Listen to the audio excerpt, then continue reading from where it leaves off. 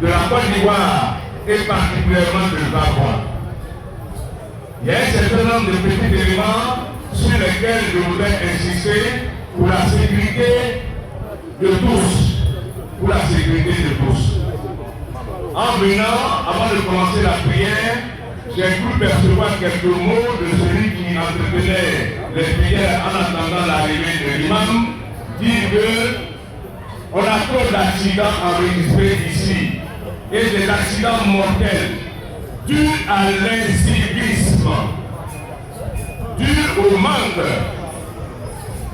en tout cas, de connaissances sur le code de la route, dû à l'imprudence.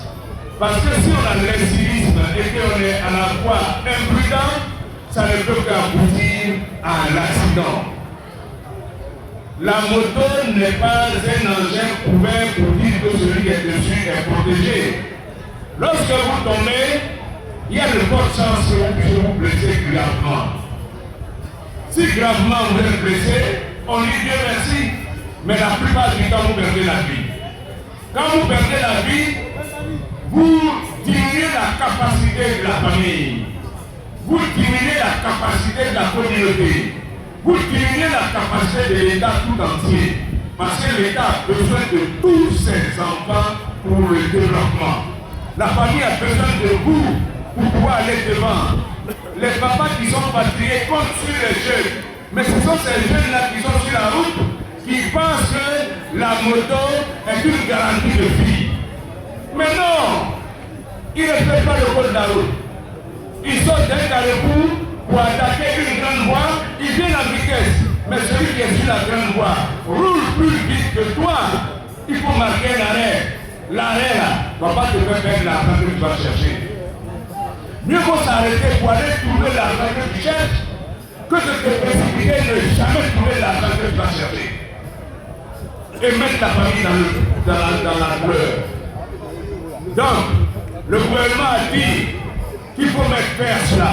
C'est pour cela que j'ai lancé, au nom du gouvernement, le jeudi dernier, l'opération tolérance zéro.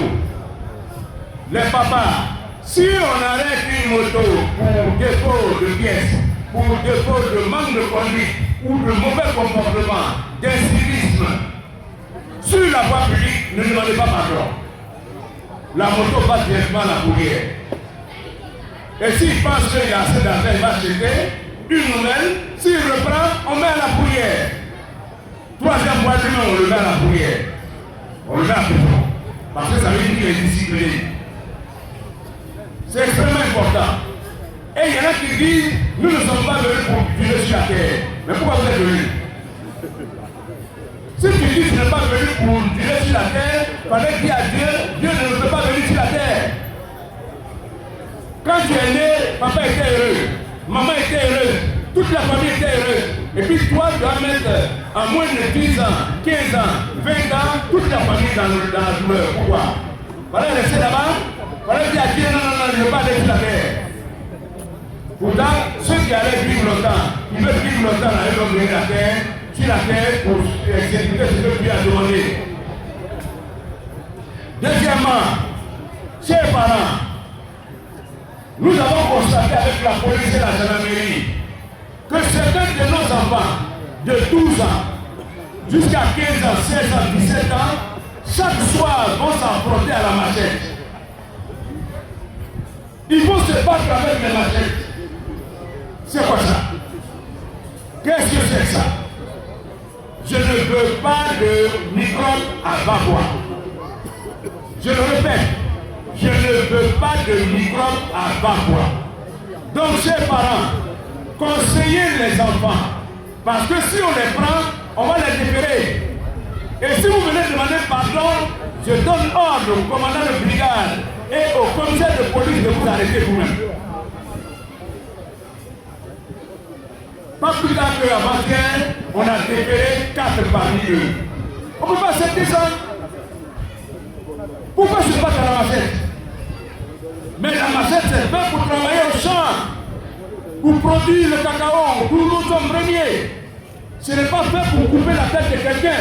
Ce n'est pas fait pour couper le bras de quelqu'un. Ce n'est pas fait pour aller détruire les marchandises de quelqu'un.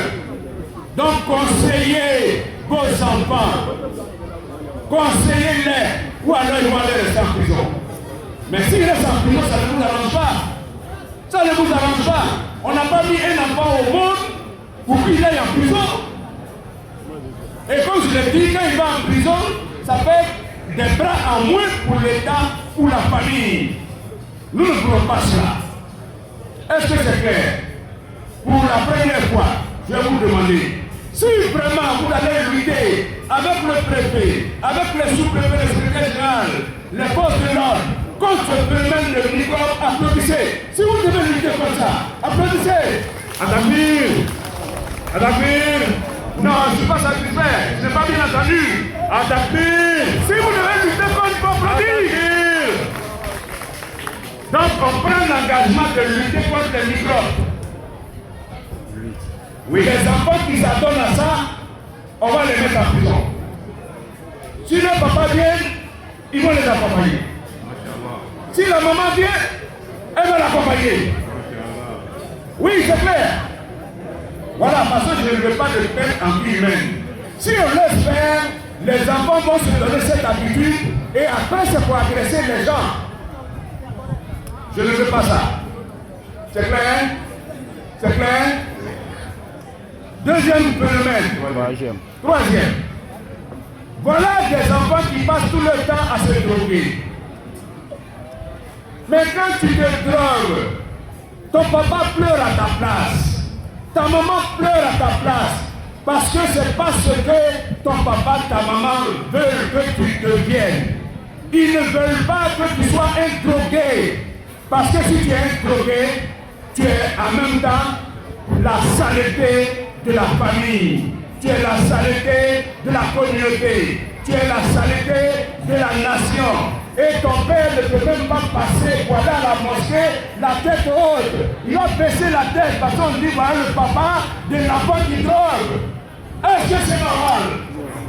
Est-ce que c'est normal? Donc, chers enfants, laissez la drogue. Laissez Kadhafi. Il n'y a rien dedans. Laissez la colle. Cessez de mélanger cola et puis la colle pour dire que vous êtes au ciel. Cessez ça. Celui qui vous propose de la poudre, venez voir le préfet pour dire, il y a un monsieur là, il me dit, capable de prendre la poudre. Je le mets en prison. N'essayez pas, ne prenez pas, ne dites pas que je vais aller prendre pour avoir l'argent. Non, non et non. C'est clair? Quatrième élément. C'est ça? Oui, c'est. Pour nos jeunes filles, il y a certaines de nos jeunes filles qui s'élèvent, elles n'ont pas encore l'âge des garçons, elles s'en vont se cacher chez des garçons, et puis elles vont croire à la famille qu'on les a enlevés. Mais un enlèvement c'est très dangereux, c'est puni par la loi, et l'État même quand quelqu'un est enlevé et apprendre pour pouvoir retrouver la personne. Et après quand on prie, elle est chez son petit copain. Tu n'as même pas encore l'âge, tu as couru. C'est quelle histoire?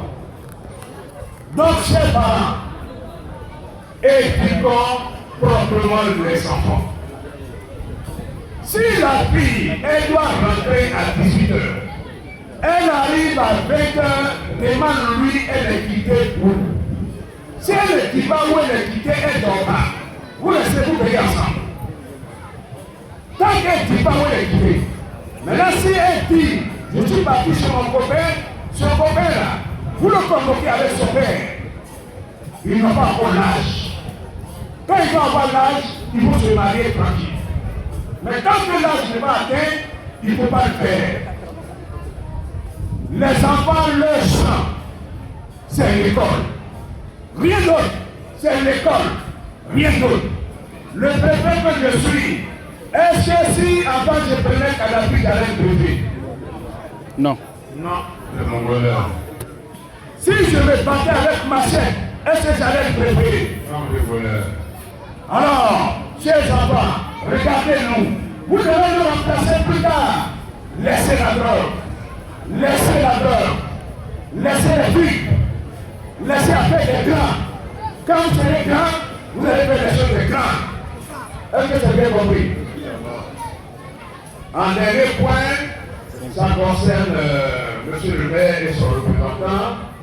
Il me revient qu'il y a beaucoup d'animaux qui circulent dans la cité. Moi-même, préfet, je suis témoin. Les deux là travaillent avec moi chaque jour.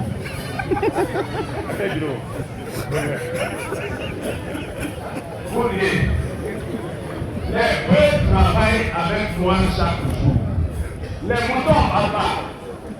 Maintenant, il y a une troisième catégorie qui s'est ajoutée, les cabris. Et le cabri, dès qu'il rentre chez le commandant là-bas, au portail là, il crie. Je suis au courant de dire c'est qui. On dit c'est le patron, c'est cabri.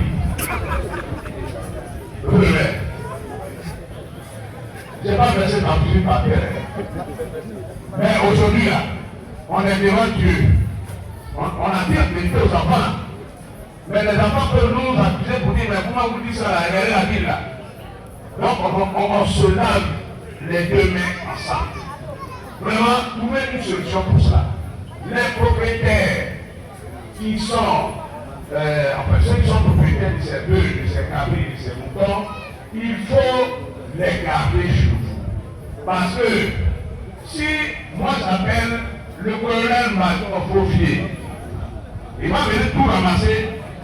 Et vous allez dire au président de la République pour dire que le préfet est venu, il a pris nos bœufs, il a pris nos moutons, Tabassi arrive, il a pris nos moutons. Et c'est faux. Pour aller dans le militaire pour manger. Est-ce que c'est faux? C'est vrai. Vous prenez pas ça, oui ou non? Non, ouais. Pendant qu'à partir d'aujourd'hui, je ne veux plus voir de bœufs dans la cour de la préfecture. Il y a quelqu'un qui a filmé ça un jour. Et puis il a mis sur le net pour dire voilà, le préfet est là, les deux sont là, il ne fait rien. Ça, c'est pas le rôle du préfet. C'est pas le rôle du préfet. Et c'est clair. Chacun a son terrain. Si elle veut jouer sur le terrain du maire, il sera content. Ils sont en train de dire qu'ils ne seront pas contents. Mais alors, ça fait bon travail. Donc, vraiment, c'est l'élément que je voulais rappeler, parce que c'est important. Et puis ils sont souvent devant l'hôpital. On s'enchaîne. La sortie des ambulances, les malades qui arrivent, il peut avoir un accident. Et puis bon, c'est parce que nos parents, on ne connaît pas trop le droit. Sinon, s'il y a une situation pareille, ils vont attaquer l'État. Ils vont aller déposer une plainte contre l'État, c'est-à-dire la mairie ou la préfecture. Ça va vous arranger? C'est bien, oui. C'est vous qui êtes les maires résidents. Le maire est en déplacement. C'est vous qui devez régler et puis lui faire des propositions. Il prend la décision, on exécute. Si vous avez des difficultés pour exécuter, appelez-moi. Les bons village sont là, on va appliquer. C'est comment? C'est vrai?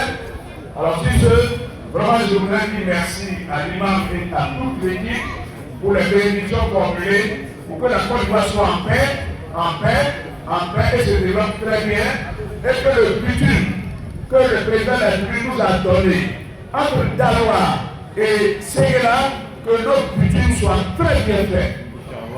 Je demande à l'imam de prier comme ça la société qui va venir faire là. Quand je lui demandais de nous faire Bassou, la société n'a qu'à accepter. Voilà. C'est sûr que je voudrais dire un grand merci. Et en même temps, au nom de l'administration, on va donner ça à monsieur le représentant du maire. Nous avons prévu quelque chose pour la fin de carême de l'imam et toute son équipe, pour les prières formulées, pour la paix à Bamoua, pour le développement à Bamoua et pour la santé en tout cas de tous les habitants de Côte d'Ivoire. Je vous remercie.